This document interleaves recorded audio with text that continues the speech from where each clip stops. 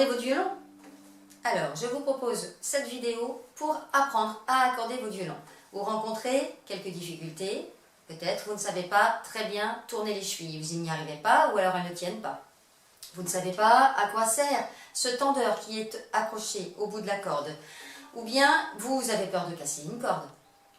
Ou bien aussi, vous ne savez pas comment faire pour avoir la bonne note. Quel repère avoir. Donc, je vous propose de répondre à toutes ces questions dans cette vidéo.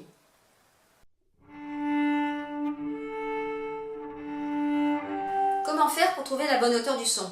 Sur ce petit violon, par exemple, je n'ai pas du tout la bonne hauteur de son. Je vais vous proposer 3 solutions. Avec un diapason, avec un accordeur, ou bien encore avec un piano si vous avez la chance d'en posséder un. Et si vous n'avez pas de piano, il y a encore une autre solution qui est, si vous avez un smartphone ou une tablette, de charger une application qui va vous proposer un piano.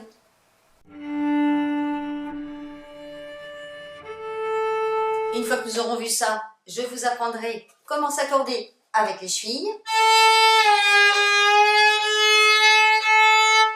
ou avec les tendeurs.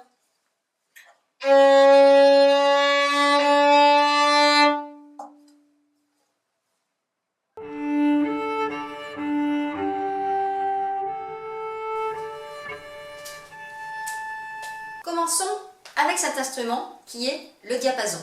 Cet instrument n'a plus tellement sa place à l'ère du numérique, mais on va quand même voir comment il fonctionne.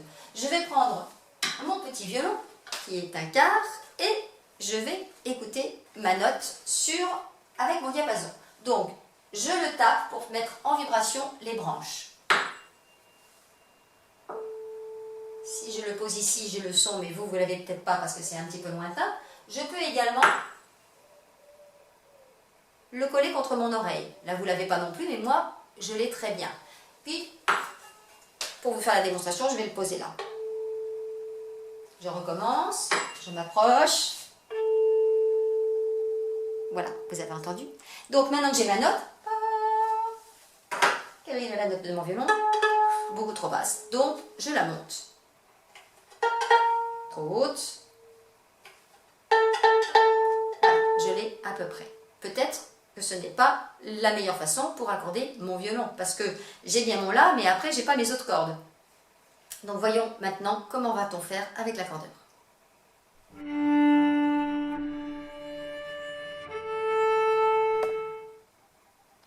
Donc regardons un petit peu ce que nous affiche cet accordeur. Vous avez donc un 442 qui est affiché ici, c'est le nombre de Hertz. Donc là, moi je m'accorde à 442 Hz parce que à l'orchestre, l'oboïste me donne un La à 442. Ça se change avec les 2 boutons qui sont ici sur le côté calibre. Vous voyez, je descends 441, 440. Par défaut, les appareils sont à 440. Donc si vous voulez suivre toutes les vidéos, choisissez plutôt 442, comme ça vous serez accordé comme moi. Ensuite, donc, vous voyez que déjà pendant que je parle, il y a des lettres qui apparaissent ici, qui correspondent au nom des notes, mais avec l'écriture anglo-saxonne. C'est-à-dire que A, B, C, D, E, F, G correspond aux notes La, Si, Do, Ré, Mi, Fa, Sol. Ensuite, pour pouvoir savoir si votre son est exactement à la bonne hauteur, il faudra que votre aiguille arrive précisément sur le 0 et que la diode verte soit allumée.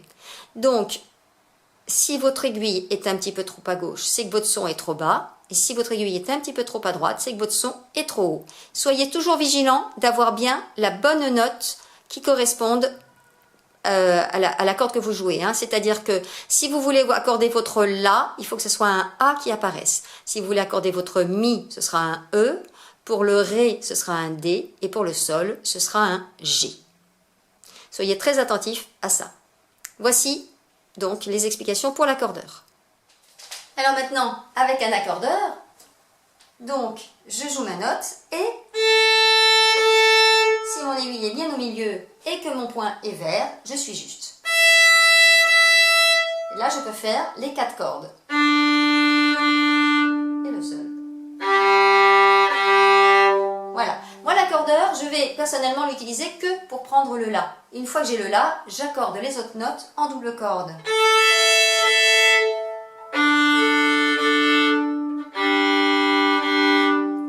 ça, ce sera quand vous aurez pris un peu plus d'assurance.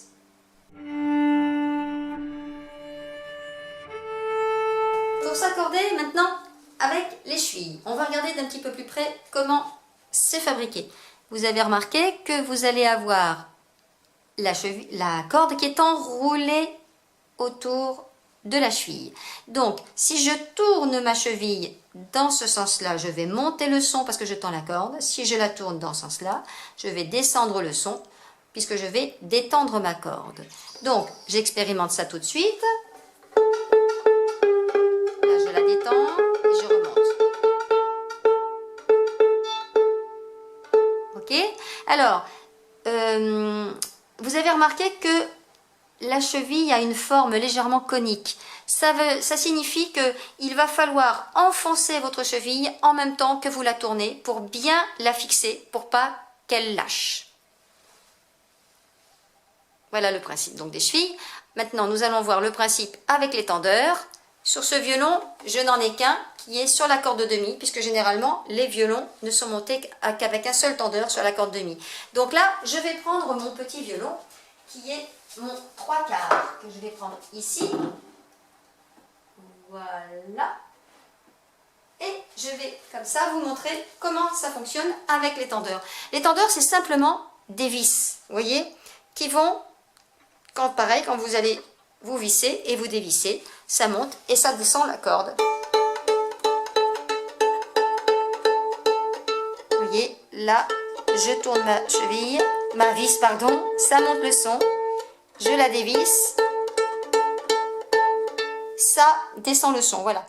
Les vis ne sont utilisables, donc les tendeurs, ne sont utilisables que si votre violon n'est pas très désaccordé. Donc ça veut dire qu'auparavant, avec votre accordeur, vous visiez déjà la bonne lettre qui corresponde à la bonne corde, à la bonne note. C'est-à-dire si vous voulez accorder le La, il faut vraiment que vous ayez un A, même s'il est beaucoup trop haut, beaucoup trop bas, parce qu'avec les vis, on n'a pas beaucoup de courses possibles. Donc il faut être quand même pas trop loin de la bonne hauteur du son.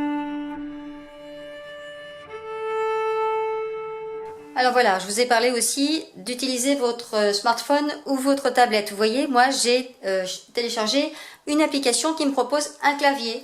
Donc, il va me jouer les notes que je vais vouloir accorder sur mon violon. Hop, je me déplace un peu pour avoir le sol. Voilà. Bon ben voilà, maintenant je vais m'accorder. Alors, j'ai mon La. Est bon, maintenant le Mi,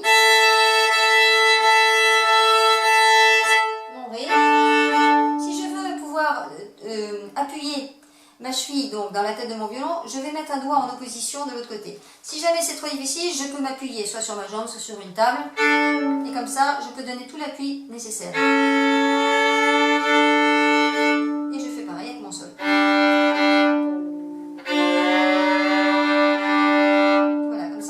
Exercer une pression pour appuyer sur ma cheville pour bien faire rentrer la tête dans la cheville dans la tête de mon violon.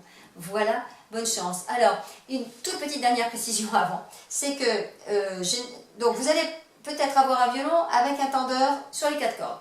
Ok, on dit que ça altère légèrement le son. Quand on a un bon violon, généralement, on n'a pas de tendeur parce qu'on dit que ça altère le son. Après, si vous n'en avez pas du tout, si vous n'en avez que sur le Mi, vous pouvez éventuellement vous en faire installer un sur le La, parce que il est, de par sa position sur la tête, il n'est pas facile à bouger. Donc ça peut être bien d'avoir un tendeur sur le La et sur le Mi. Voilà, ça c'est un petit conseil. Vous verrez ça avec votre luthier. Voilà, bonne chance. J'espère que cette vidéo vous aura permis de vous accorder et aura répondu à toutes vos questions. En tout cas, si vous en avez encore, écrivez-les et nous vous répondrons. Voilà, bonne chance.